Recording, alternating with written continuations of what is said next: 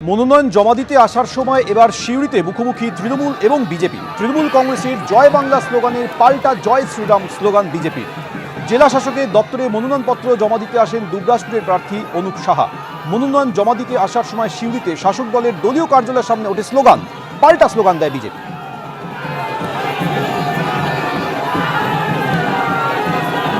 এই মুহূর্তে আমরা দেখতে পাচ্ছি তৃণমূল কংগ্রেস এখান থেকে স্লোগান চালাচ্ছে, চোর চোর চোরটা, সেই স্লোগান তৃণমূল চালাচ্ছে এখানে আমরা দেখতে পাচ্ছি। আর এদিকে অমিত শাহের যে রোড শো সেটা যাচ্ছে। তৃণমূল কংগ্রেসের কর্মীরা এখানে রয়েছেন, তারা মাঝে মাঝেই চিৎকার করছেন এখান থেকে। আমরা দেখতে পাচ্ছি পুলিশ রয়েছে এদিকে তৃণমূলের পতাকা, এদিকে বিজেপির পতাকা। উত্তপ্ত পরিস্থিতি আপনারা দেখতে পাচ্ছেন যে পরিস্থিতি, পুলিশ রয়েছে, পরিস্থিতি উত্তপ্ত। একদিকে বিজেপির কর্মী সমর্থকরা রয়েছেন, ওদিক থেকে তৃণমূল চোর চোর স্লোগান দিচ্ছে, পাল্টা বিজেপিও স্লোগান দিচ্ছে। পরিস্থিতি যথেষ্ট উত্তপ্ত হয়ে উঠেছে এখানে পরিস্থিতি যথেষ্ট উত্তপ্ত হয়ে উঠেছে। আমরা দেখতে পাচ্ছি যে তৃণমূলের কর্মী সমর্থকরা তারা এখানে রয়েছেন, একদিকে বিজেপি, দুপক্ষই চোর চোর স্লোগান দিচ্ছেন। ঠিক মমতা বন্দ্যোপাধ্যায়ের বাড়ির সামনে, ওদিকে অমিত শাহের শোভাযাত্রা, ওদিকে অমিত শাহের আমরা দেখতে পাচ্ছি, দূর থেকে অমিত শাহ তিনি দেখতে পাচ্ছেন।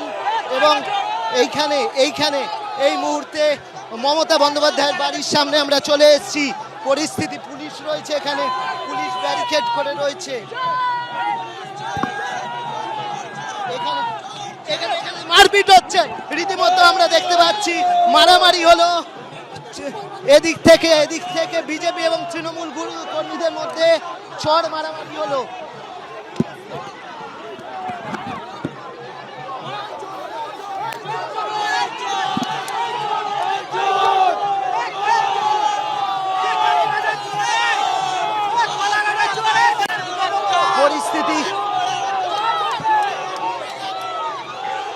পরিস্থিতি উত্তপ্ত হয়ে উঠেছে চোর পাল্টা চোর স্লোগানকে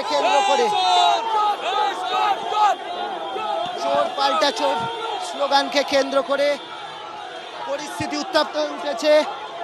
মাঝখানে পুলিশ, তারা সামাল দেওয়ার চেষ্টা করছেন, পুলিশের পক্ষ থেকে সামাল দেওয়ার চেষ্টা করা হচ্ছে।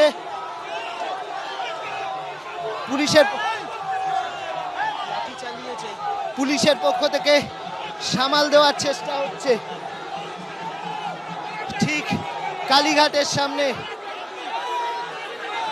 কি হয়েছে এখানে দেখতে পাচ্ছি বিজেপির কর্মী,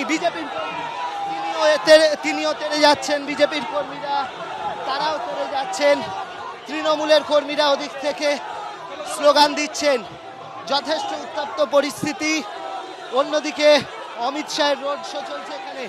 আমরা যে তৃণমূল কর্মীরা এখানে রয়েছেন,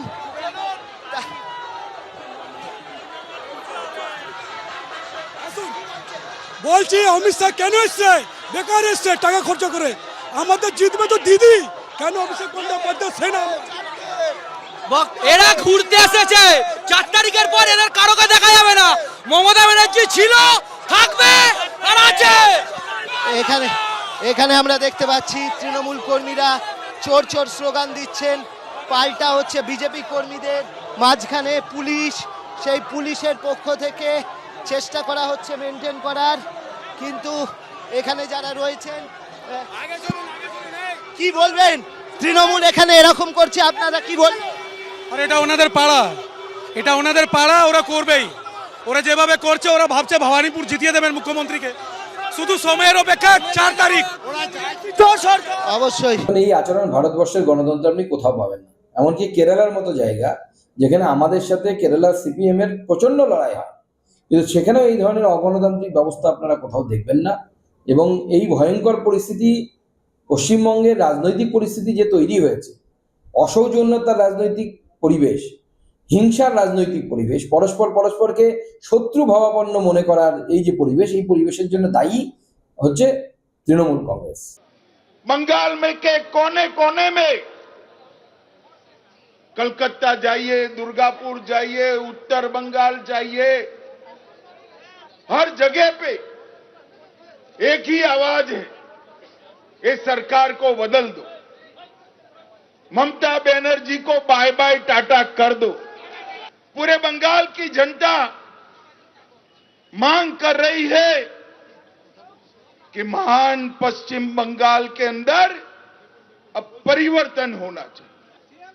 बंगाल की जनता चाहती है कि ममता बनर्जी चली जाए, तृणमूल के गुंडे जेल में जाए, भाजपा कार्यकर्ताओं की हत्या करने वाले को चुन चुन कर जेल में डालना चाहिए।